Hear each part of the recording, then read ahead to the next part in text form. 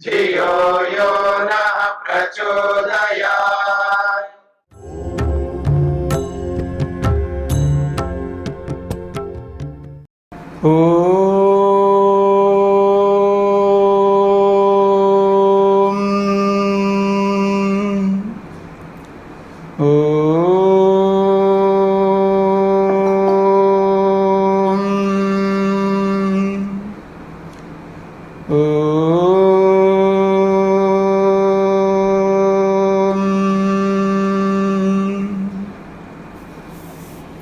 उपनिषद का आज 11वां दिन है।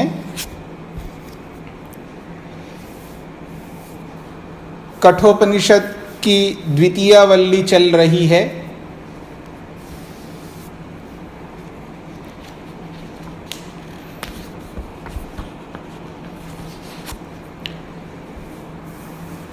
यमाचार्य ने नचिकेता को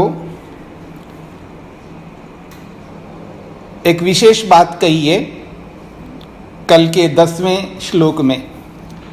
जानामि अहम शेवधि इति अनित्यम न हि अध्रुवैः प्राप्यते हि ध्रुवं तत् ततः मया नचिकेतः चितः अग्निः अनित्यैः द्रव्यैः प्राप्तवान अस्मि नित्यम। वो कहते हैं अहम शेवधि जानामि, और कैसा है वो? अनित्यम। शेवधि इति अनित्यम। ये जो शेवधि है यानी संपत्ति जिसको आप कहते हैं, खजाना, ये अनित्य है। इति अहम जानामि, ऐसा मैं जानता हूं। इसलिए एक सिद्धांत है, कॉन्सेप्ट है, न ही अध्रुवई प्राप्यते ही ध्रुवम तत्। अध्रुव कहते हैं अनित्य को। अनित्य से तत् ध्रुवम, उस नित्य को न प्राप्यते, प्राप्त नहीं किया जा सकता। ततः, इसीलिए मया नचिकेतः, हे नचिकेता, मया मैंने, इसी कारण से अग्नि ही चिता,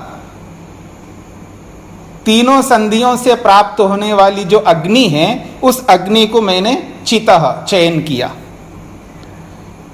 और चयन करके क्या किया है? उपलब्धि क्या हुई है उस अग्नि को चयन करने से? तो कह रहे हैं अनित्यई द्रव्यई प्राप्तवान अस्मि नित्यम। अनित्य द्रव्यों से मैंने नित्य द्रव्य को प्राप्त कर लिया। पहली पंक्ति में कहा अनित्य से नित्य नहीं प्राप्त होता, और दूसरी पंक्ति में फिर वही बात दोहरा रहे हैं कि अनित्य से ही नित्य को प्राप्त किया। इस विषय में आप सबको सोचने के लिए मैंने कहा था, तो आप में से बहुत सारे लोगों ने ग्रुप में डाला है अपने अपने विचारों को। जो आपने जैसा समझा वो आपने लिखा है, और कोई कोई ने, किसी ने मेरी बात को ही वापस लिख दिया वहाँ पर।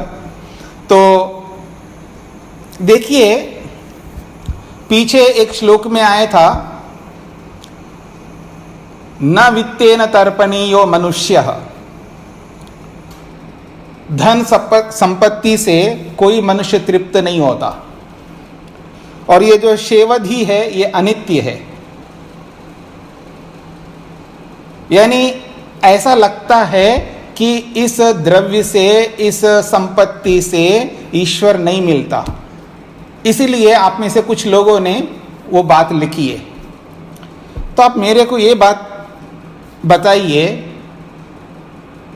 वेद में कहा वयम श्याम पतयो रयीणाम, हम सब धन ऐश्वर्यों के स्वामी बने, यानी हमारे पास धन ऐश्वर्य होने चाहिए। ईश्वर का उपदेश है, ये मेरा आपका उपदेश नहीं है, न किसी ऋषि का उपदेश है। ये तो ऋषि का उपदेश है कठोपनिषद में। आप में से किसी ने लिखा है कि धन से ईश्वर प्राप्त नहीं होता, और जिस धन से ईश्वर प्राप्त नहीं होता उस धन को प्राप्त करने के लिए ईश्वर उपदेश क्यों करता?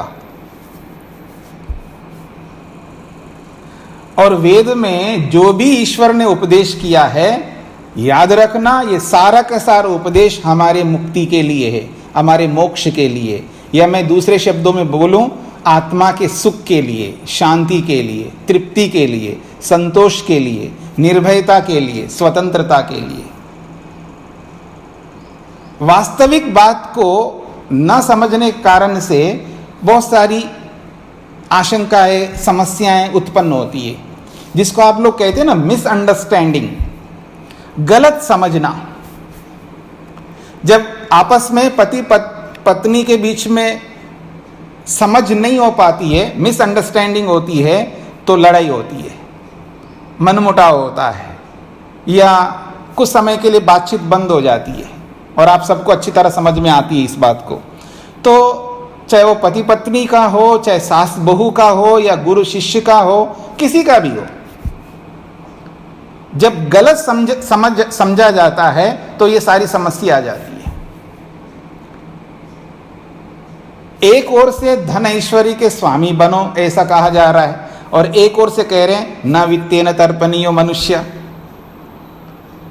और पहली पंक्ति में कहा गया है कि अनित्य से नित्य की प्राप्ति नहीं होती है, और दूसरी पंक्ति में वही बात कह रहे हैं कि अनित्य द्रव्यों से ही नित्य को प्राप्त किया है।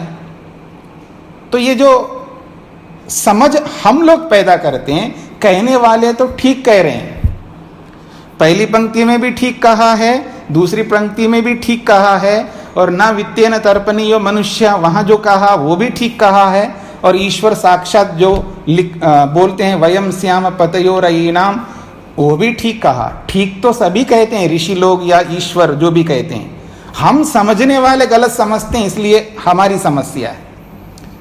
तो अपनी समस्या को दूर करने की जिम्मेदारी हम सब की है। तो जो ये कहा गया है अनित्य से नित्य की प्राप्ति नहीं होती, पहली पंक्ति में अध्रुव का अर्थ होता है अनित्य, और ध्रुव का अर्थ होता है नित्य। तो केवल अनित्य को ही लक्ष्य बना करके कोई चले, अब मेरी बात को समझ लीजिएगा, अब मैं समाधान कर रहा हूं, केवल अनित्य को ही लक्ष्य बना करके कोई चले, तब नित्य प्राप्त कभी नहीं हो सकता। मैंने कहा क्या बोला है, केवल अनित्य को ही लक्ष्य बना करके चलता है व्यक्ति, तब कभी उस अनित्य से नित्य की प्राप्ति नहीं होती है। जिसका लक्ष्य केवल धन हो, धन से ईश्वर नहीं मिलता। किसने कहा धन से ईश्वर नहीं मिलता? धन सीधा सीधा कुछ नहीं दे सकता, याद रखना। धन सीधा सीधा कुछ नहीं देता। धन से कपड़े आते हैं तो सुख मिलता है, धन से मकान मिलता है तो सुख मिलता है, धन से भोजन मिलता है तो सुख मिलता है, धन से आने जाने के साधन मिलते हैं तो सुख मिलता है। धन सीधा सुख नहीं देता, पर धन को हम अलग अलग पदार्थों में लगाकर उन पदार्थों के माध्यम से सुख लेते हैं। हाँ, मैं ये नहीं कहना चाह रहा हूं कि सीधा सुख बिल्कुल नहीं देता है, ऐसा मैं नहीं कहना चाह रहा हूं। देता है, पर वो वैसा ही है जैसे धन है जो बोला जाता है 99 के चक्कर में रहता है ना व्यक्ति, 99 के पीछे रहता है। हाँ, अभी 99,000 हो गए, बस 1,000 बाकी है जी लाख होने में, तो लाख भी हो जाता है। फिर धीरे धीरे 99 लाख हो जाते हैं, तो 1 लाख की कमी है 1 करोड़ में, तो फिर वो 1 करोड़ हो जाता है। फिर करते करते करते 99 करोड़ में पहुंच जाता है, और 1 करोड़ की कमी है 1 अरब होने में, तो 1 अरब भी हो जाता है। ये इसको कहते हैं 99 के चक्कर। ठीक है, तो जब 99,000 हो, लाख हो या करोड़ हो, ये अरब हो, वो जो पैसा जमा हो रहा है ना, बस एक मानसिक रूप से वैसे अपने आप सुखी अपने आप को देख रहा होता है। हाँ, मेरे पास इतना है, इतना है, इतना है। वैसे सीधा वो सुख उसको सुख नहीं दे रहा होता है, पर वो मन ही मन में भावनात्मक जो है उस गणना के बढ़ते हुए को देख करके सुखी हो रहा होता है। बस इतना ही सुख मिल सकता है उसका। पर उस धन से जो और साधन हम प्राप्त करते हैं, उन साधनों के माध्यम से हमको सुख मिलता है, तो धन से सुख तो मिलता ही है। तो ठीक इसी प्रकार से धन से ईश्वर भी क्यों नहीं मिलेगा, ईश्वर भी मिलेगा धन से। जब धन देकर के विद्या प्राप्त की जाती है, धन देकर के विद्या प्राप्त नहीं की जाती। स्कूलों में, कॉलेजों में, यूनिवर्सिटीज में, शिक्षण संस्थानों में जो लाखों दे दे करके जो शिक्षा ग्रहण करते हैं, तो विद्या तो मिल रही ना धन से। तो जैसे विद्या प्राप्त होती है, तो क्या धन से आध्यात्मिक विद्या प्राप्त नहीं हो सकती? वो भी होती है। विद्या तो विद्या होती है। आध्यात्मिक विद्या का मतलब है थ्योरी, याद रखना, गलत अर्थ मत लेना। थ्योरी तो थ्योरी होती है, वो चाहे आध्यात्मिक, वो वास्तव में वो आध्यात्मिकता नहीं है जिसको कहते हैं ना पराविद्या। वो पराविद्या नहीं है, वो अपराविद्या ही है। यानी आत्मा को समझने के लिए, परमात्मा को समझने के लिए, मन को, बुद्धि को, इन सब को समझने के लिए जो विद्या पढ़ता है व्यक्ति, वो वास्तव में पराविद्या नहीं है, वो अपरा ही है। उसको पढ़ करके उस पढ़ाई को, उस जानकारी को जब व्यवहार में उतारता है, उसको क्रियात्मक बनाता है, प्रैक्टिकेबल बनाता है। वो जो प्रैक्टिकेबल बनाना है, क्रियात्मक बनाना, उस क्रियात्मकता को परा कहते हैं। इस बात को समझ लीजिएगा। ये भी प्रसंग आएगा आगे परा अपरा विद्या के बारे में। जो यहाँ विद्या शब्द की बात आई है, श्रेय प्रेय शब्दों की बात आई है, इन्हीं को वहां पर परा अपरा के नाम से भी बोलेंगे। और जब वो प्रसंग आएगा तो और आपको स्पष्ट हो जाएगा। तो धन से भी ईश्वर मिलता है, धन से ही ईश्वर नहीं मिलता। इस बात को समझ लेना। धन से भी एक कारण है ईश्वर को प्राप्त करने का, धन भी, मकान भी एक कारण है ईश्वर को प्राप्त करने का। जो आप में से कुछ लोगों ने उत्तर दिया है ना इस विषय को लेकर के कि इससे ईश्वर नहीं मिलता, इससे ईश्वर नहीं मिलता, उन सब से ईश्वर मिलता है, उनसे भी मिलता है, केवल उनसे नहीं मिलता। ठीक इसी प्रकार से ये जो ऊपर कहा है, न ही अध्रुवई प्राप्यते ही ध्रुवम तत्, ये जो अध्रुव है यानी अनित्य है, और इस अनित्य के साथ में पदार्थ तो है ही है। और कल मैंने एक अर्थ बताया था अनित्य का अर्थ, असत्य, अन्याय, अधर्म, पाप, ईर्षा, अहंकार, अहंकार जो भी आप कह सकते हैं, चुगली करना, दूसरे को दुख देना, उल्हाना देना, किसी को नीचे दिखाना, ये सब के सब अनित्य है, ये शाश्वत नहीं है। यानी सदा इनका प्रयोग नहीं किया जाता। ये परेशान होकर के, दिमाग खराब होने पर, बुद्धि के काम ना करने पर, स्तर कम होने पर ये सब क्रियाएं होती है। ये सदा होती है नहीं है, लेकिन सत्य सदा होता है। सत्य, न्याय, धर्म, पुण्य, ये सदा करना होता है, ये सब नित्य है। तो अध्रुव का अर्थ होगा असत्य, हिंसा, भोग विलास जिसको आप कहते हैं, यानी व्यभिचार जिसको आप कहते हैं, परिग्रह जिसको आप कहते हैं, इन सब को अनित्य समझ लीजिएगा। इन अनित्यों से ईश्वर नहीं हो सकता, नित्य नहीं मिल सकता। और हमारी जो मानसिकता क्या है, हमारी मानसिकता है अनित्य से नित्य की प्राप्ति होती है। देखो जी, कभी कभी तो झूठ बोलना ही चाहिए, ये काम नहीं चलेगा। इसको पता नहीं बेटे को, बचपन में तो बच्चों को सिखाया जाता, नहीं बेटा झूठ नहीं बोलना है, ऐसा नहीं करना है, वैसा नहीं करना है, ये गलत काम नहीं करना है, सब सिखाते हैं। और बड़े होते जब वो काम करने लगते हैं और जब वो उसका पालन करने लगता है, तो उसको वही माँ बाप कहते नहीं बेटा ऐसे काम नहीं चलेगा, संसार में ऐसा जीना है तो ऐसा नहीं चलेगा, आपको कुछ तो करना पड़ेगा। और गलत उपदेश फिर माता पिता करते हैं।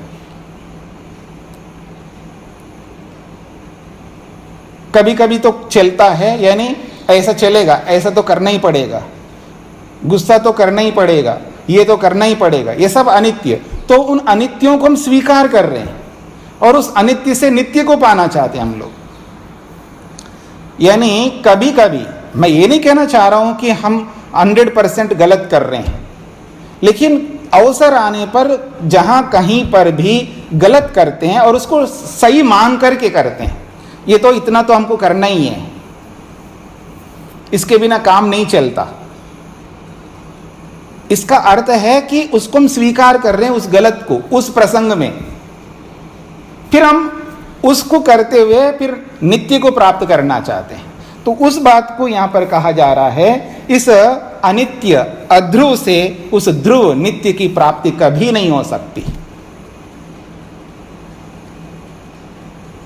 असत्य से सत्य नहीं मिल सकता, अन्याय से न्याय नहीं मिल सकता। ठीक है, आपको लग सकता है अन्याय से न्याय मिलता है, वो तात्कालिक हो सकता है। कोई जैसे माता पिता होते हैं ना, बच्चे गलत होने पर भी उनको दिया दे देते हैं, उनको मोह होता है या अटैचमेंट होता है, जो कुछ भी कह सकते हैं आप। बच्चा गलत हो तो भी बच्चे को दिया जाता है, वो माता पिता कर सकते हैं, पर ईश्वर कभी नहीं कर सकता। अंतिम सत्य तो ईश्वर के न्यायालय में होता, अंतिम न्याय तो सुप्रीम कोर्ट नहीं है, अंतिम न्याय तो ईश्वर है।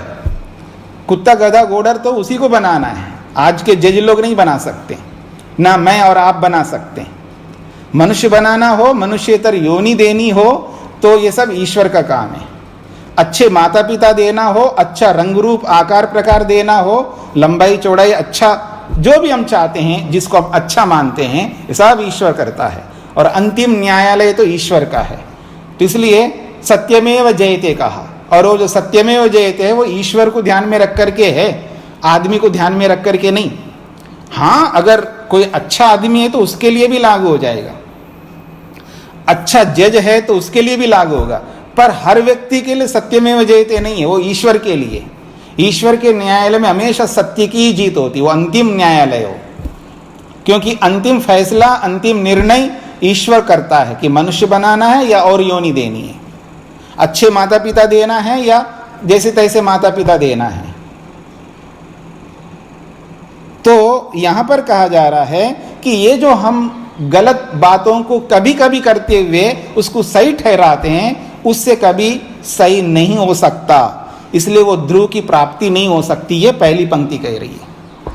और दूसरी पंक्ति में कहा कि जो अनित्य द्रव्य हैं, चाहे वो पैसा है, चाहे वो मकान है, या जो भी हम प्रयोग में लाते हैं संसार के पदार्थ, रूप रस गंध स्पर्श शब्द, इन सब से या इस सृष्टि से, ये सृष्टि भी तो अनित्य है, इससे हमको ईश्वर अवश्य मिलेगा, पर उन्हीं से ही मिलेगा ऐसा नहीं कहना चाह रहा हूं मैं, उनसे भी मिलेगा। उनसे भी का मतलब है इसके साथ और क्या है, उसके साथ विवेक है, जो मुख्य प्रसंग है हमारा। विवेक चाहिए, विवेक के बिना ईश्वर कैसे मिलेगा, विवेक के बिना नित्य कैसे प्राप्त होगा, वैराग्य के बिना ईश्वर कैसे मिलेगा, निष्काम कर्मों के बिना ईश्वर कैसे मिलेगा, और उत्तम उपासना के बिना ईश्वर कैसे मिलेगा। तो उत्तम ज्ञान, उत्तम कर्म, उत्तम उपासना, ज्ञान कर्म उपासना जिसको महर्षि स्वामी दयानंद लिखते हैं, इनके बिना ईश्वर तो नहीं मिल सकता। पर इन सबके साथ में हमें शरीर भी चाहिए, इंद्रियां भी चाहिए, मन भी चाहिए, बुद्धि भी चाहिए, और मकान भी चाहिए, कपड़े भी चाहिए, भोजन भी चाहिए, बहुत कुछ चाहिए। उनसे भी ईश्वर मिल रहा है, उनके बिना ईश्वर मिल ही नहीं सकता, पर उनसे भी मिल रहा है। इसलिए इस बात को समझना कि दुनिया में कोई ऐसी वस्तु नहीं है जिससे ईश्वर ना मिलता हो। अब उसका दुरुपयोग करेंगे तो कैसे मिलेगा। संसार का कोई ऐसी वस्तु नहीं है, सांप से भी ईश्वर मिलता, याद रखना।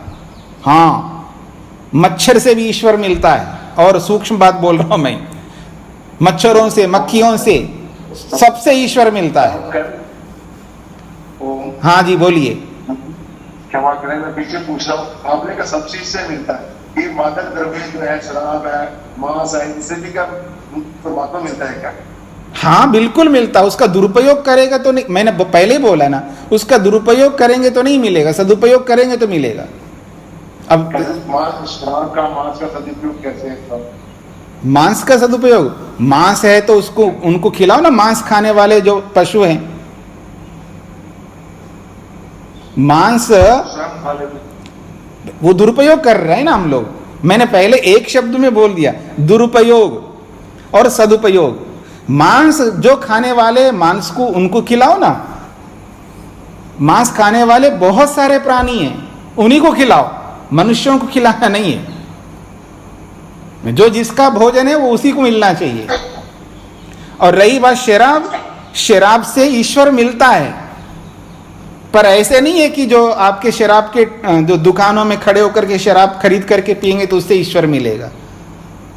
शराब एक औषधि है, और वो औषधि जो है डॉक्टर बताता है तब लिया जाता है। अच्छा, आप एक बताइए, आप में से जितने भी लोग हैं कभी आसव पिए? आसव आयुर्वेद की जो टॉनिक्स होते हैं, द्राक्षासव, वो आसव, ऐसे बहुत सारे आते हैं, जी जी पिए ना? तो आप सब शराब तो पीते ही हैं, और क्या है?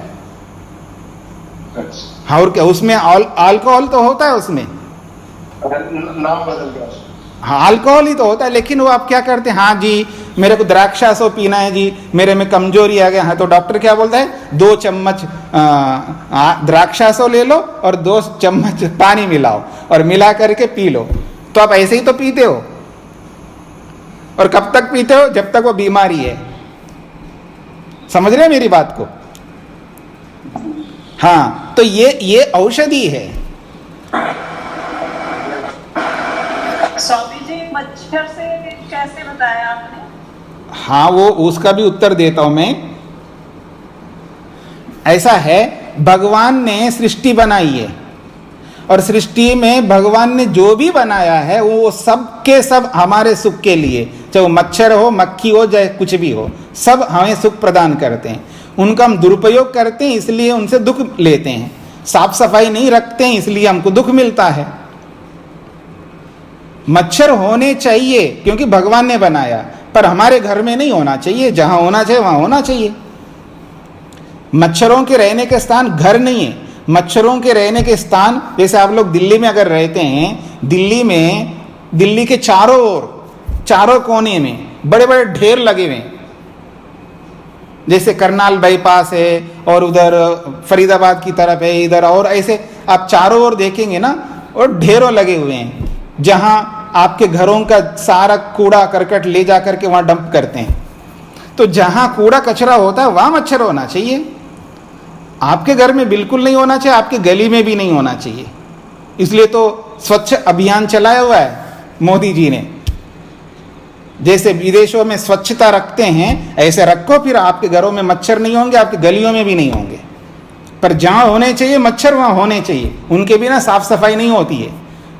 उनको बनाया भगवान ने। इसलिए व्यापक दृष्टि से हमको समझना है, हर वस्तु हमारे सुख के लिए भगवान ने बनाया। यदि उसका हम सदुपयोग करते हैं, उनको उचित रूप से प्रयोग में लाते हैं, जानकारी प्राप्त करके उनका यूज करते हैं, प्राणी विज्ञान को समझना होगा, उसके बिना समझ में आने वाली नहीं ये बात। तो प्राणी विज्ञान को समझ करके चलेंगे तो बहुत सारा समाधान हो जाएगा। जी। कोरोना भी तो ये हमारे लिए बनाया है, इसका मतलब तो क्या जी? आपकी बात से तो ये लगता है क्या? कोरोना जो है, हाँ जी, कोरोना ये भी तो हमारे लिए बना है, इसका मतलब तो? नहीं, ये भगवान ने नहीं बनाया, आदमी ने बनाया। अच्छा, ये भगवान का नहीं बना? हाँ, क्रिएशंस जो होते हैं ये दोनों प्रकार से होते हैं। भगवान के भी क्रिएशंस होते हैं और आदमियों के भी होते हैं। अच्छा, हाँ, जी जी जी। हम जो निर्माण करते हैं, हम लोग जो निर्माण करते हैं, हम अल्पमति से निर्माण करते हैं, तो हम दुख देने के लिए भी निर्माण करते हैं और सुख देने के लिए भी निर्माण करते हैं। अब अणुबम जो होते हैं ना, एटम बम, ये सुख देने के लिए भी होते हैं, दुख देने के लिए भी होते हैं। तो ये तो मनुष्यों ने बनाए ना। तो ऐसे ही अब जैविक बॉम्ब बना रहे हैं ना लोग, तो ये जैविक बॉम्ब है ये कोरोना, ऐसा मान लीजिएगा। जी जी जी। धन्यवाद। तो हम आगे बढ़ते हैं। तो 10वां श्लोक स्पष्ट हो गया होगा। केवल समझने वाली बात है यहाँ पर कि दुनिया जो भी बनाई परमात्मा ने सोच समझ करके बनाई है, और दुनिया की हर वस्तु मनुष्य के लिए बनी हुई है, मनुष्य के सुख के लिए बनी है, पर उनका प्रयोग करना, उसके लिए हमें विवेक होना चाहिए और विवेक के साथ साथ उत्तम कर्म होने चाहिए और उन उत्तम कर्मों के साथ साथ ईश्वर की उत्तम भक्ति भी होनी चाहिए, तब जाकर के हम आगे बढ़ते हैं। 11वें श्लोक को देखिएगा। कामस्य आप्तिम जगतः प्रतिष्ठाम क्रतो आनन्त्यम अभयस्य पारम स्तोमं महदुरुगाम गायम प्रतिष्ठाम दृष्ट्वा धृत्या धीरो नचिकेतो अत्यस्राक्षी। ये तो बहुत बड़ी बात इस श्लोक में कही गई है। कहते हैं कामस्य आप्तिम जगतः प्रतिष्ठाम क्रतोः आनन्त्यम अभयस्य पारम स्तोमं महत् उरुगायम प्रतिष्ठां दृष्ट्वा धृत्या धीरः नचिकेतः अत्यस्राक्षी। वो कहते हैं कामस्य आप्तिम, कामस्य का मतलब कामनाओं की, आप्ति का मतलब प्राप्ति। तो कह रहे जगतः कामस्य आप्तिम, जगत के अंदर, संसार के अंदर बहुत सारी कामनाएं हम करते हैं और उन कामनाओं को पूरा करने के लिए मेहनत करते हैं, पुरुषार्थ करते हैं। और हर व्यक्ति को देखिएगा वो किसी न किसी कामना में लगा हुआ रहता है और उसको किसी को प्राप्त कर रहा होता है, किसी को नहीं कर पा रहा होता है। तो ये जो कामस्य आप्तिम जगतः प्रति, काम की जो प्राप्ति है, यानी इसको एक शब्द में, प्रचलित शब्द में बोलूं तो इसके लिए जो बोला जाता है वो है पुत्रेषणा। पुत्रेषणा व्यापक शब्द है, उसमें बहुत सारा भाव जुड़े हुए हैं, बहुत सारे विषय जुड़े हुए हैं। पुत्रेषणा गृहस्थ भी करता है, पुत्रेषणा सन्यासी भी करता है, और बल्कि मैं तो ये कहूँ साधु संत जिसको आप कहते हैं वो उसके अंदर और ज़्यादा, गृहस्थी से ज़्यादा पुत्रेषणा होती है। आप तो पहले तो हम दो हमारे दो चलता था, आजकल जो है हम दो हमारा एक चल रहा है, और कल को देखना हम दो है तो हम दो ही हैं, ये भी चल सकता है।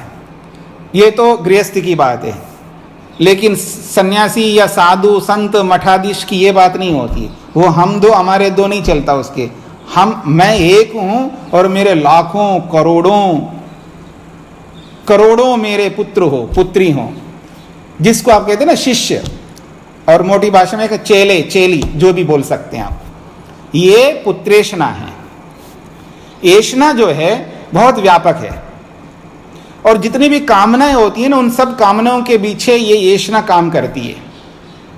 और एक बात समझना, बिना एषणा के आदमी जी नहीं सकता, ये भी याद रखना, बिना एषणा के आदमी जी नहीं सकता।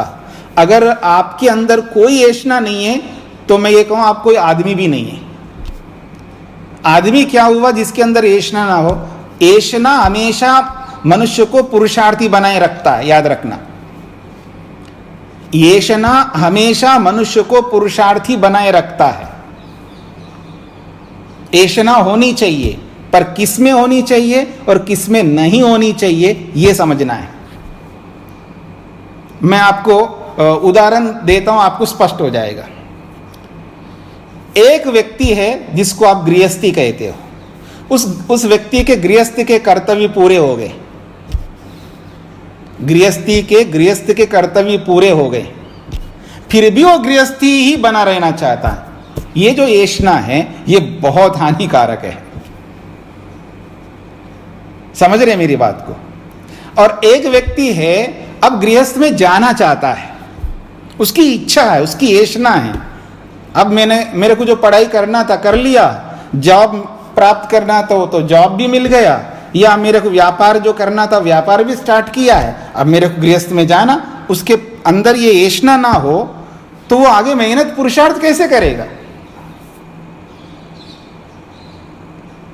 एषणा तो होनी चाहिए,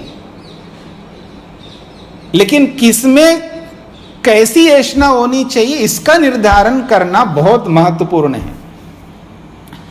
तो यहां पर कहा ये जो पुत्रेषणा है ये पुत्रेषणा होनी चाहिए, पर किसमें नहीं होनी चाहिए? जिसके कर्तव्य पूरे हो जाते हैं उसमें ये ऐषणा नहीं होनी चाहिए।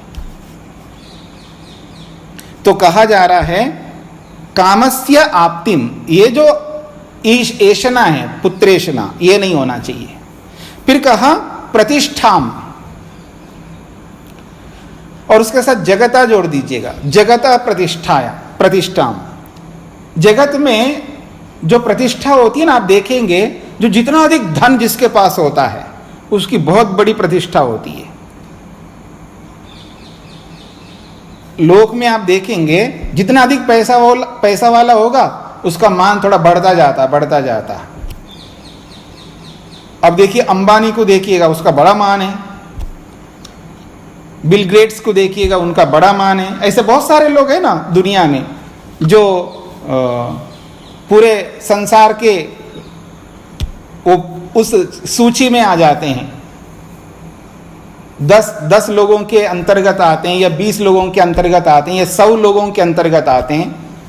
विश्व के 100 धनिक लोग, आप यूं समझ लीजिए। ऐसे तो जिसके पास जितना धन होता है उसकी बहुत बड़ी प्रतिष्ठा होती है। तो इसलिए आदमी धन के पीछे दौड़ता है। इसको कहते हैं वित्तेषणा। और वित्तेषणा होनी चाहिए पर नहीं भी होनी चाहिए। वित्तेषणा होनी भी चाहिए और नहीं भी होनी चाहिए। हाँ, आनंद जी हंस रहे हैं ना, आप में नहीं होनी चाहिए वित्तेषणा, पर बेटे में होनी चाहिए। हाँ, आप में नहीं होनी चाहिए पर बेटे में होनी चाहिए। वो तो अभी बेटा, अभी बच्चा है, शादी भी नहीं हुए, अभी व्यापार शुरू किया है, उनके अंदर तो ऐषणा होनी चाहिए। कौन सी? वित्तेषणा। आपके अंदर क्या करना है? आपको क्या करना है? आपके अंदर बिल्कुल नहीं होनी चाहिए वित्तेषणा। तो किसी में वित्तेषणा होनी चाहिए और किसी में बिल्कुल नहीं होनी चाहिए। अगर वित्तेषणा नहीं है तो वो निठल्ला रहेगा आदमी, वो मेहनत ही नहीं करेगा बच्चा। क्योंकि ऐषणा हमेशा मनुष्य को पुरुषार्थी बना के रखती है, याद रखना। ऐषणा के बिना व्यक्ति पुरुषार्थी नहीं कर सकता, वो निठल्ला रहेगा, आलसी प्रमादी बन करके जिएगा। तो कहते जगता प्रतिष्ठाम। इसमें तो स्वामी जी ये बात भी होगी ना, परमात्मा की प्राप्ति की भी हमें ऐषणा होनी चाहिए। तो बिल्कुल होनी चाहिए। उसको ईश्वरेषणा कहते हैं स्वामी दयानंद के शब्दों में। उसको स्वामी जी ने कहा है, उसको कहते हैं ईश्वरेषणा।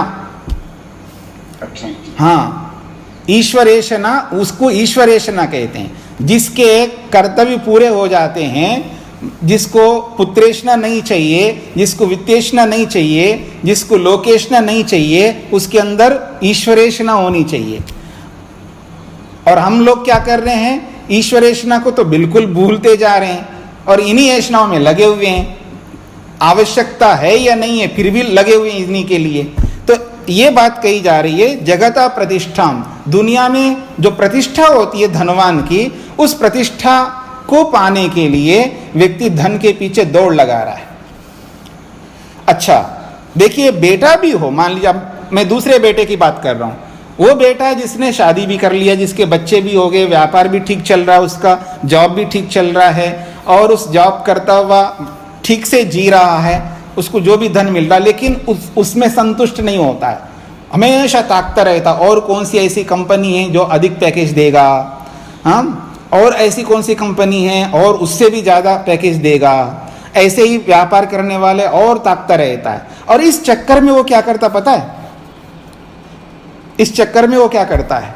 इस चक्कर में जल्दी उठना बंद कर देता है, इस चक्कर में व्यायाम करना बंद कर देता है, इस चक्कर में वो उपासना करना बंद कर देता है, इस चक्कर में वो हवन करना बंद कर देता है, इस चक्कर में ये जो रिलेशनशिप होते हैं ना आप लोगों के, जो भी है, उनसे मिलना जुलना, बहुत सारे काम होते हैं ना आदमी के, सब बंद कर देता। बिजी बिजी बिजी है और ऐसे घंटों लगा रहता है, ऐसे घंटों। अब तो ये आलम हो गया है, चलो अब तो घरों में बैठ के काम हो रहा है। घरों में बैठ के काम करने से पहले जो ऑफिसों में जाके काम करते थे, ऑफिस में तो वही काम करना, जाते हुए भी वही काम करना, आते हुए भी वही काम करना, घर में बैठ कर के बच्चे को संभाल रहा है तो बीच बीच में भी वही काम करना, लगा लगा लगा है उसी में, उसका दिमाग उसी में चल रहा है। ये जो ऐशना है ना, ये खतरनाक है। इस ऐशना ने आदमी के धर्म, न्याय, सत्य, अहिंसा और जो कर्तव्य है उन सबसे छुड़वा दिया है। ऐसी ऐशना जो है हानिकारक है। ये ऐसी ऐशना ना बेटे में होनी चाहिए और हम जैसे बुजुर्गों में तो बिल्कुल नहीं होनी चाहिए। ठीक है जी, तो आगे बढ़ते हम लोग। अगली बात है क्रतो आनंत्यम। क्रतोः आनंत्यम, क्रतु कहते हैं कर्म, क्रतो आनंत्यम, कर्मों की अनंतता, यानी बहुत सारे कर्म। और ये बहुत सारे कर्म उनको ध्यान में रख करके हो रहे हैं कि आदमी को बड़ा सुख मिलता है किसी को हेल्प करके, परोपकार करके, दूसरों के लिए भलाई करके उसको अच्छा लगता है, परोपकार करके। तो ये क्रतो आनंत्यम, आनंत्यम का मतलब बहुत सारे, बहुत अधिक कर्म करता है, सामाजिक सेवाएं करता रहता है। जिनके पास वस्त्र नहीं है उनको वस्त्र देना, भोजन नहीं है भोजन भंडारा करवाना, ऐसे ही पानी पिलाना, बहुत सारे कर्म हैं, अलग अलग प्रकार के कर्म हैं। और उन कर्मों को कर करके व्यक्ति को बड़ा आनंद मिलता है, लोगों की ओर से भी मिलता है, उसको भी, खुद को भी मिलता है। इसको कहते हैं लोकेशना। ये 3 ऐशनाएं बताई। अभयस्य पारम, और जब इन तीनों ऐशनाओं को पूरा कर रहा होता है तो अभयस्य पारम, वो अपने आप को ऐसा मानता अब तो मैं अभय हो गया हूं, निर्भय हो गया हूं। जब आदमी को पुत्रेशना की प्राप्ति होती है ना, उसको फिर भय नहीं लगता। जब वित्तेशना प्राप्त होती है तो भी भय नहीं लगता, और लोकेशना मिल गई तो और भय नहीं लगता। तो ये अलग प्रकार का भय नहीं लगता। मैं ये नहीं कहना चाहता किसी भी प्रकार का भय नहीं लगता, ये नहीं कहना चाह रहा हूं। मतलब पुत्रेशना से उसको भय इसलिए नहीं लग रहा है, उसको जो पुत्र चाहिए, पुत्री चाहिए, वो मिल गए ना, अब क्या भय है उसको। जिसके पास धन नहीं था और जैसा धन चाह रहा था वैसा धन मिल रहा है तो उसको क्या भय है। धन ना होने का भय अब नहीं लगता उसको, पुत्र पुत्री के ना होने का भय नहीं लगता, ऐसे समझना। हाँ, लोग मेरी प्रशंसा नहीं कर रहे हैं उसको बड़ा भय लगता है, जब लोग प्रशंसा करते उसको अब क्या भय है उसको। ये लोकेशना है। ऐसे अभय की प्राप्ति होती है उसको, अभयस्य पारम। अब वो भय से परे हो गया, उसको अच्छा लगता है उसको। यहां प्रसंग में मैं आपको बोलूं, आपने इन तीनों ऐशनाओं के बारे में सुना है। वित्तेशना, प्रारंभ से पुत्रेशना, वित्तेशना और लोकेशना। एक ऐशना के बारे में आपने अभी और सुना, जिसको मैंने कहा ईश्वर ऐशना, जो स्वामी दयानंद सरस्वती जी ने कहा है। एक और ऐशना बता रहा हूं जो आयुर्वेद में बताया, और मेरे आयुर्वेद के क्लासों में जो आप में से कोई आए हों उनको ये पता होगा। एक और ऐशना आयुर्वेद ने बताया है, उसको कहते हैं प्राणेशना। प्राणेशना, उसको आयुर्वेद करने का प्राण ऐशना, जीने की इच्छा, जीने की तमन्ना। प्राण का मतलब है जीना, लाइफ। तो प्राणेशना का मतलब है प्राणों की इच्छा। कौन चाहेगा मेरे प्राण जाए? कोई नहीं चाहता। अपने प्राणों को सबको, अपने प्राण सबको प्रिय लगते हैं। तो प्राणेशना कहते हैं उसको। अगर यदि आप में, मेरे में, किसी में प्राणेशना नहीं है तो हमारा जीवन दुष्कर हो जाएगा। जो आत्महत्या करता है ना, आत्महत्या, पता है क्यों करता हो? उसके अंदर प्राणेशना नहीं होती है, इसलिए वो आत्महत्या करता है। और जो बिल्कुल हताश होता है, निराश होता है और बिल्कुल दीनहीन जीवन में जीता है, तो समझ लेना उसके अंदर प्राणेशना नहीं है। तो आयुर्वेदकार कहते हैं प्राणेशना का होना बेहद जरूरी है। और वो प्राणेशना जो है ना, आदमी को बहुत पुरुषार्थी बना देता है। ठीक इसी प्रकार से ये तीनों ऐशनाएं भी आदमी में होनी चाहिए। अगर ये ऐशना है तो आप मेहनत करोगे, पुरुषार्थ करोगे। अब ये यदि मेरे को जी लोकेशना नहीं चाहिए तो आप कोई परोपकार नहीं करोगे। ऐसे ही अजी मेरे को कुछ नहीं चाहिए, खाने को कुछ नहीं है घर पे, नमक तक नहीं है, नहीं जी मैं धन के पीछे नहीं लगता जी, मैंने देख लिया धन को, ये बेकार है, धन क्या कमाना है, क्या देगा धन, देख लिया, बहुत लोगों को देख लिया, बेकार है धन प्राप्त करना, और खाने को घर पे नमक तक नहीं है, तो मेहनत पुरुषार्थ कैसे करेगा वो। शादी कर लिया, पत्नी परेशान हो रही है, बच्चा है ही नहीं है, समझ रहे मेरी बात को, अरे देख लिया कि बेटों को देख लिया कैसे बेकार बेटे होते हैं, बेकार ऐसा होता है, नहीं चाहिए मेरे को बेटा, और वो क्या लाइफ जिएगा वो आदमी। तो इसलिए जहां आवश्यक है येषणा वहां तो होनी चाहिए, और जहां आवश्यक भी नहीं है फिर भी वहां येषणाओं के पीछे लगता है ना, वो बड़ा हानिकारक है। इसलिए जब ये उपदेश दिया जाता, याद रखना मेरी बात को, येषणाओं में नहीं पड़ना, ये उसी को बोलना चाहिए जिसने येषणाओं में जिया हो। हाँ याद रखना मेरी बात को, येषणाओं को त्याग करने का उपदेश उस आदमी को देना है जो व्यक्ति येषणाओं में जी लिया हो, येषणाओं को देख लिया हो। जिसने येषणाओं को देखा भी नहीं है, जिया भी नहीं है, उसको यह उपदेश बिल्कुल नहीं दे सकते आप, देंगे तो दोष माना जाएगा आपको। इस बात पर गौर करिएगा, ध्यान दीजिएगा। हर उपदेश, कोई भी उपदेश हर किसी के लिए नहीं होता है। मतलब मैं कोई ऐसा आपको उपदेश करूं जो आप समझ नहीं सकते इसको, तो ऐसा उपदेश मैं क्यों करूं। तो वही उपदेश करना होता है जिसके वो योग्य होते हैं। अयोग्य व्यक्ति को उपदेश नहीं दिया जाता है।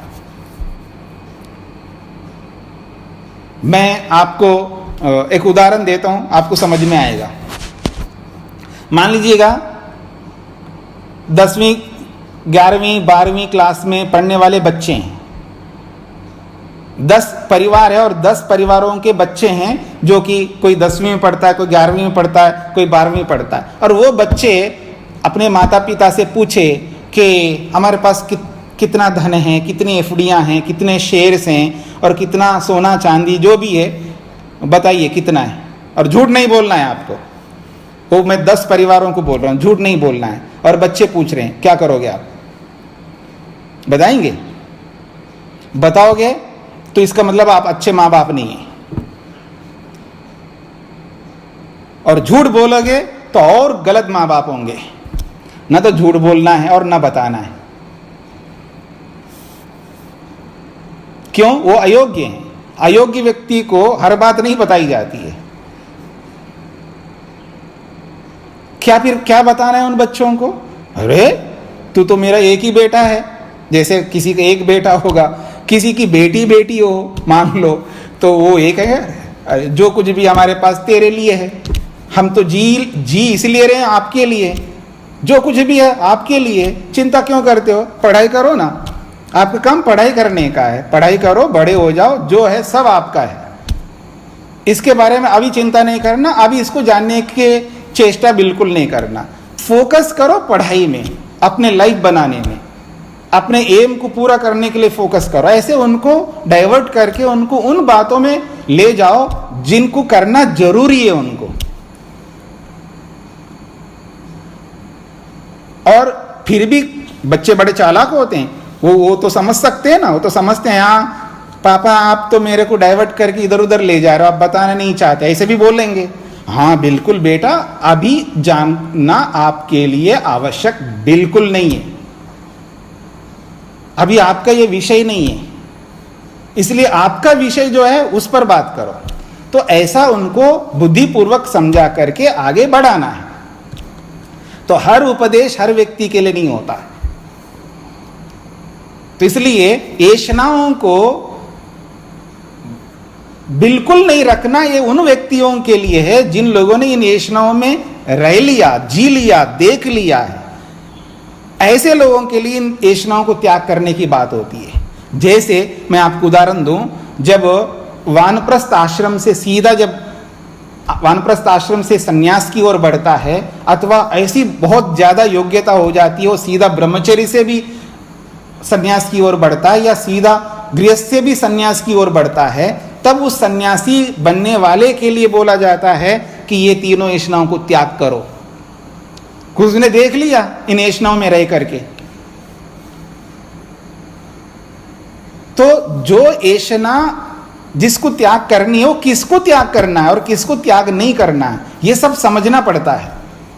तो यही कहना चाह रहे, अब नचिकेता जो है वो साधारण व्यक्ति नहीं रहा, नचिकेता साधारण व्यक्ति नहीं रहा, वो तो बहुत विशेष व्यक्ति है। उसको समझ हो गया, उसको एक्सपीरियंस मिल गया दुनिया का। और कोई कोई विरला होता है ऐसा, जरूरी नहीं है उसने पैसा कमा करके देखा हो, ये नहीं, उसने शादी करके देख लिया हो, ये नहीं, उसने बहुत बड़ा परोपकार करके देख लिया, ये नहीं कहा जा रहा है यहां पर। ये कोई कोई होता है, लेकिन इसका ये मतलब नहीं इसके बिना सबको होता है, वो तो कोई कोई विरला होता है।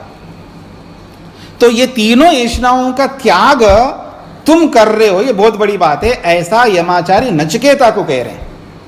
ये बात जो कह रहे हैं ये नचिकेता को यमाचार्य कह रहे हैं, तुमने ये जो पुत्रेषणा है इसके चक्कर में नहीं पड़ा, ये बहुत बड़ी बात है।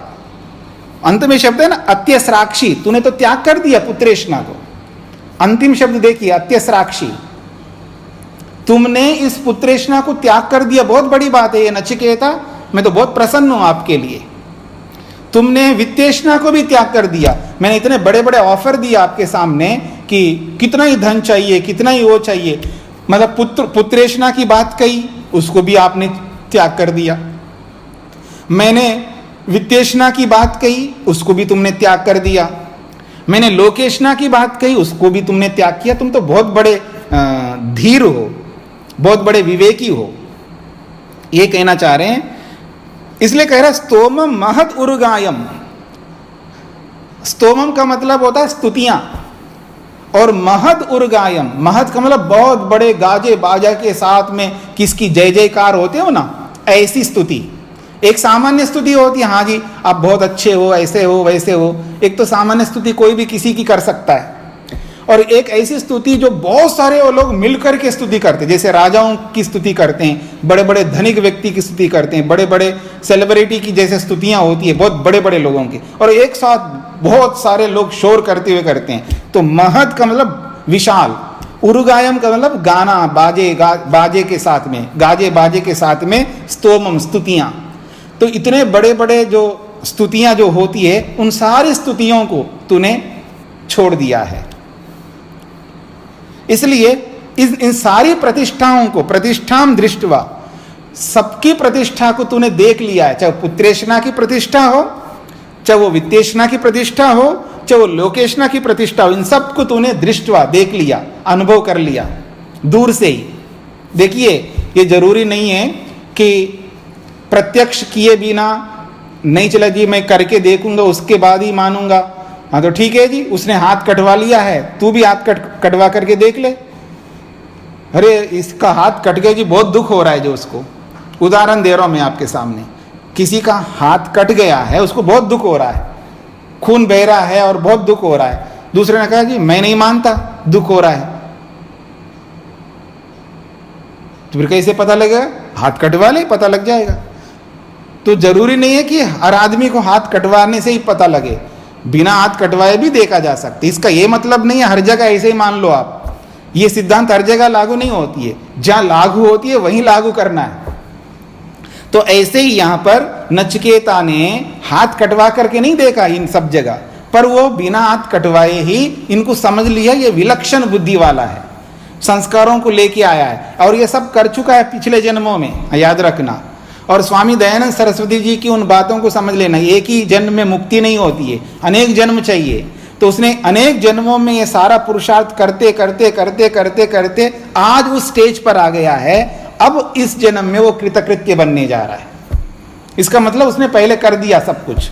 ऐसा विलक्षण बुद्धि वाला पिछले के संस्कारों को लेके आया है, इसलिए उसने कहा प्रतिष्ठाम दृष्टवा, इन सारी प्रतिष्ठाओं को तूने देख लिया है, इसलिए धृत्या, बड़े धैर्य पूर्वक, बहुत धैर्य से, बहुत सहन शक्ति से, नचिकेता, हे नचिकेता तू धीर बना हुआ है, डटा हुआ इस पर कि आप इधर से उधर नहीं हो रहे हो, एक ही उसी व्रत को पाने के लिए उसका हाथ धो करके उसके पीछे पड़े हो, इसलिए तुमने इन सारी ऐशनाओं को अत्यसराक्षी तूने त्याग कर दिया। ये बहुत बड़ी बात है। ऐसा नचिकेता को यमाचारी कह रहे हैं। अगले श्लोक को देखिएगा। तम दुर्दर्शम गूढ़म अनुप्रविष्टम गुहाहितम गव्वरेष्ठम पुराणम अध्यात्म योग अधिगमेन देवम मत्वा धीरः अर्षशोको जहाति। बहुत बड़ी बात कही है। अर्षशोको जहाति, अंतिम दो शब्द हैं, उस पर ध्यान दीजिएगा। हर्ष और शोक इन दोनों को जहाति, जहाति का मतलब है छोड़ देता है। ना हर्ष होता है ना शोक करता है, या ना सुखी होता है ना दुखी होता है। जिसके जीवन में हर्ष और शोक ना हो तो समझ लेना वो कृतकृत्य हो गया, उसको जो करना था उसका कर लिया, ऐसा माना जाएगा। तो हर्ष शोको जहाति।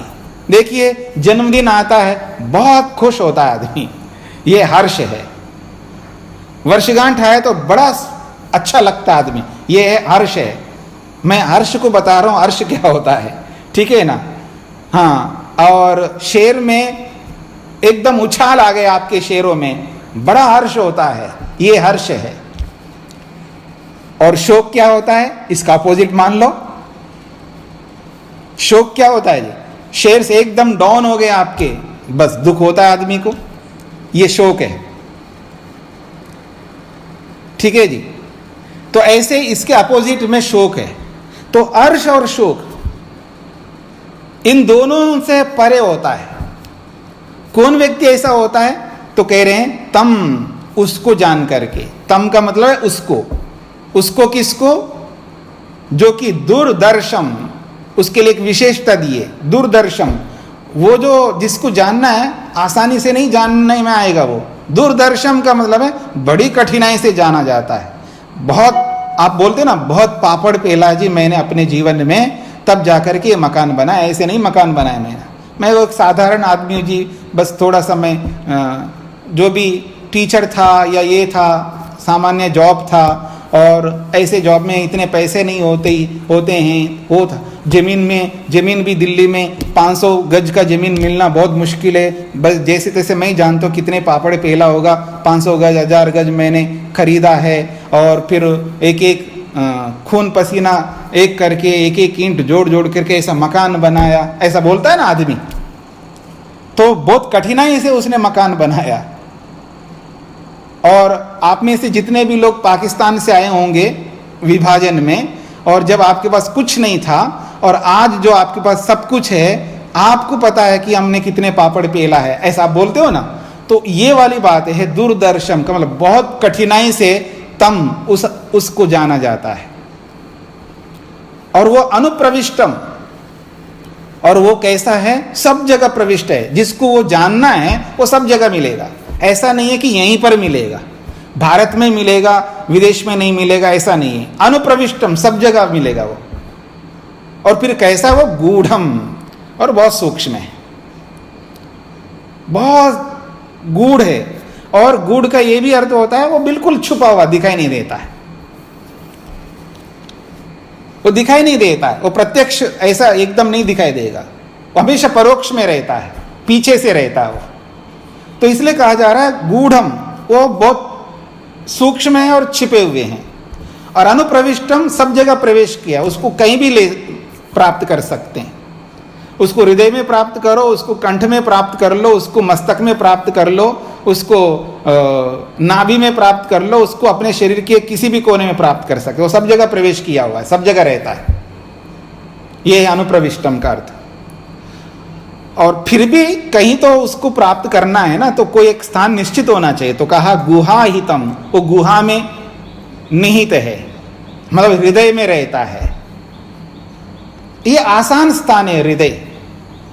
ये जो हृदय है ये आसान स्थान है, सबके लिए बहुत आसानी है हृदय। इसलिए आदमी जब कभी कोई संकेत करता है ना, तो संकेत जो करता है हृदय की ओर ज़्यादा संकेत करता है। मेरे हृदय से पूछो, मेरे आंट से पूछो, ऐसे बोलता रहता है। और उसका हाथ भी ऐसे ही जाता है उधर, उसी ओर जाता है। चाहे इस हृदय को मान लीजिएगा, मस्तिष्क में भी कोई हृदय मानता है तो उसको हृदय मान लीजिएगा, कोई बात नहीं है। हृदय उस शब्द का, उस स्थान का नाम है, ये पारिभाषिक है। एक हृदय तो हार्ट है जो पंप कर रहा है, अपने खून को सब जगह पहुंचा रहा है, तो एक हृदय तो वो है, उसको भी हृदय कहते हैं। लेकिन एक हृदय उसको भी बोलते हैं जहां ईश्वर का दर्शन होता है, जहां पर भी होता हो उस स्थान को हृदय कहते हैं। ये पारिभाषिक शब्द है, ये रूढ़ी शब्द है। यानी शरीर के अंदर जहां पर भी ईश्वर का दर्शन होता हो, शरीर के किसी भी स्थान में ईश्वर का दर्शन हम कर सकते हैं। ये योग दर्शन को सामने रखना पड़ेगा आपको, और धारणा को सामने रखना होगा, तब समझ में आएगा। तो शरीर में कहीं पर भी ईश्वर का दर्शन कर सकते हैं शरीर के अंदर। तो जिस स्थान पर ईश्वर का दर्शन होता है उस स्थान को भी हृदय कहते हैं। तो गुहाईतम, वो गुहा में निहित है, मतलब हृदय में रहता है। गव्वरेष्ठम, गव्वरेष्ठम का अर्थ होता है कि वो दुर्गम स्थान, यानी बहुत टेढ़े मेढ़ा, ऐसा मतलब आसानी से यूं सीधा का सीधा नहीं मिलता ईश्वर, उसको बहुत टेढ़े ढंग से प्राप्त करना पड़ता है। मतलब डायरेक्टली ईश्वर नहीं मिलता, इनडायरेक्टली मिलता है। हाँ, इस बात को समझने का प्रयत्न करना। सीधा सीधा आत्मा को सब कुछ नहीं मिलता है, उसको साधनों के माध्यम से प्राप्त होता है, और उन साधनों को समझना पड़ता है। चाहे वो इंद्रियां हो, चाहे वो मन हो, चाहे वो अहंकार हो, चाहे वो महतत्व रूपी बुद्धि हो, चाहे वो सत्वर स्तंभ हो, बहुत सारे सूक्ष्म तत्वों को समझते हुए ईश्वर तक पहुंच सकता है व्यक्ति। तो गव्वरेष्ठम का मतलब यह है, जैसे टेढ़ा मेढ़ा होता है ना, मतलब जिसको आप कहते हैं भूल भुलैया। एक देश में हम गए थे, याद नहीं आ रहा है कौन सा देश, वो वहां एक बहुत बड़ा ऐसा स्थान है जहां बहुत लोग जाते हैं, पहाड़ के ऊपर हैं, और उसमें ऐसे ऐसे घूमते जाओ खो जाता है आदमी, खो जाता है। ऐसा उसको कहते हैं भूल भुलैया, पता नहीं लगता है। तो ऐसे ही टेढ़े मेढ़े रास्ते में जाना पड़ता है, यानी उसको मन को समझना पड़ता है, पता नहीं सत्वर स्तंभ को समझना पड़ता है, उसको पता नहीं किस किस को समझना पड़ता है। और सीधा समझा होना जी, सीधा है ईश्वर क्या है उसको बताओ, ईश्वर सीधा समझ में नहीं आता है। इसलिए उसको क्या करना पड़ता है, सृष्टि को समझना पड़ता है, और सृष्टि बहुत टेढ़ी मेढ़ी है, याद रखना। तो इसलिए कहा गव्वरेष्ठम। ये जो खाई होता है ना, खाई समझते हैं ना, बहुत गहरा होती है खाई।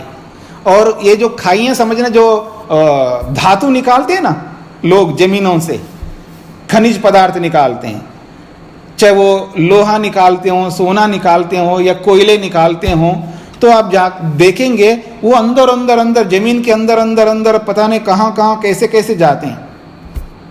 ऐसे ही बहुत बड़ी खाई है, बहुत अंदर तक जाना पड़ता है, बहुत गहराई में जाना पड़ता है। तो गव्वरेष्ठम मतलब बहुत गहराई में जाने से वो मिलता है। बहुत टेढ़ा मेढ़ा है रास्ता, सीधा रास्ता नहीं है, किसी के थ्रू समझना पड़ता है, डायरेक्टली समझ में नहीं आता। इसको कहते हैं गव्वरेष्ठम।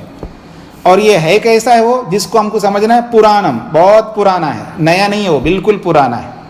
ईश्वर का एक विशेषण है पुराणम।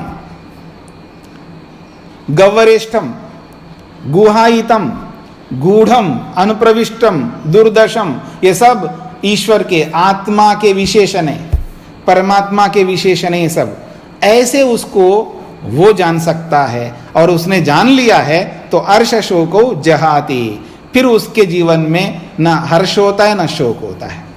कुछ भी मिलने पर फूल के कुप्पा नहीं होता है, और कुछ भी हानि होने पर हाय तौबा मचाता नहीं है, हाय हाय नहीं करता है।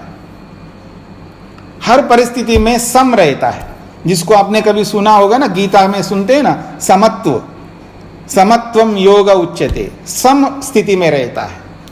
हर परिस्थिति में, कोई मृत्यु हो गए तो भी सम रहता है, कोई लाभ मिला तो भी सम रहता है, किसी ने गाली दिया है तो भी सम रहता है, किसी ने प्रशंसा की है तो भी सम रहता है। हर परिस्थिति में एक जैसा रहता है। इसको कहते हैं अर्श और शोक से रहित होना।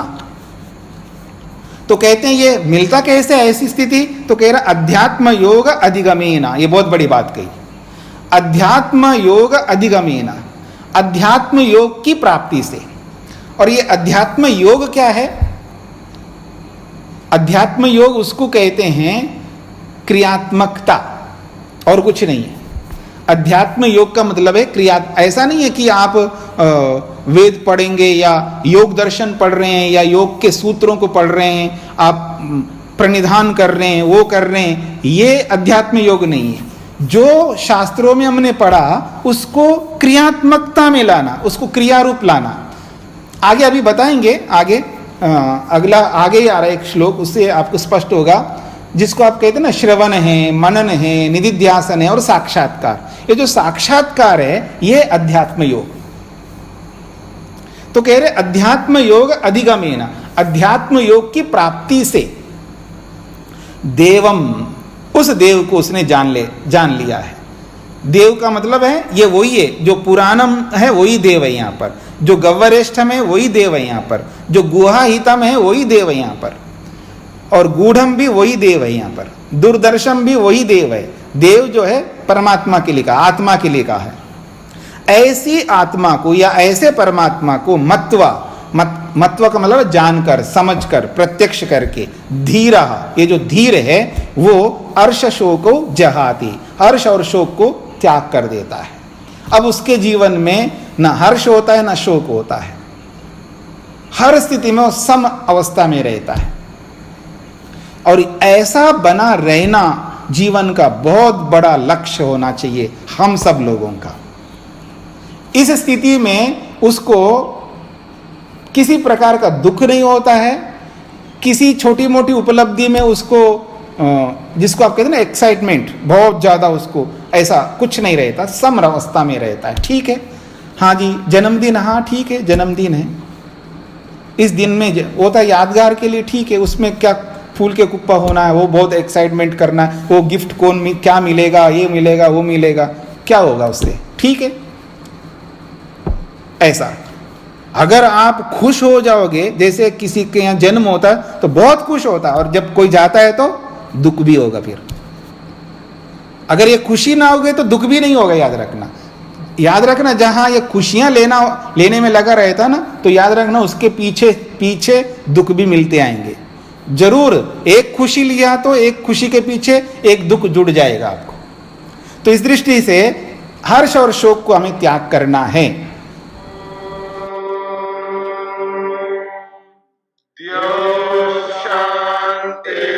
शांतिरंतरिक्षं शांति पृथिवी शांतिरापः शांतिरोषधयः शांतिः वनस्पतयः शांतिर्विश्वे देवाः शांतिर्ब्रह्म शांति सर्वं शांति शांतिरेव शांति क्षमा शांतिरेधि। ओम शांति शांति।